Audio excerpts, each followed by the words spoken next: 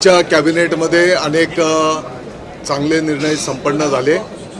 त्या निर्णयांपैकी एक निर्णय महात्मा गांधी राष्ट्रीय रोजगार हमी योजनेवर जे ग्राम रोजगार गाव पातळीवर काम करतात त्यांच्या माध्यमातून शेतकऱ्याची विहीर असेल, गाव अंतर्गत विकासाची MREGच्या माध्यमातून केली जाणारी कामं असतील, साधारणपणे राज्यव्यापी 26,000 पेक्षा जास्ती ग्राम रोजगारांची संख्या आहे।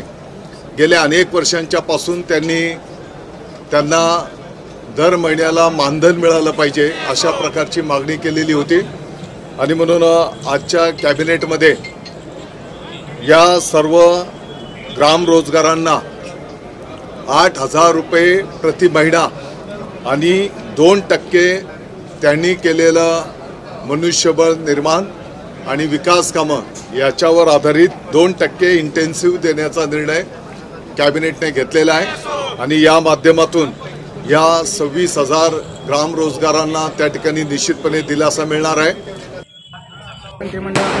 ग्राम रोजगार सेवकांचा 17 वर्षापासून असलेला वनवासाला पूर्ण विराम मिळाले आहे। तरी आजच्या कॅबिनेटमध्ये निर्णय असा झाला आहे की ग्राम रोजगार सेवकांना प्रतिमाह 8,000 वेतन आणि इतर सवलती देण्याचा निर्णय शिंदे सरकारने केलेला आहे।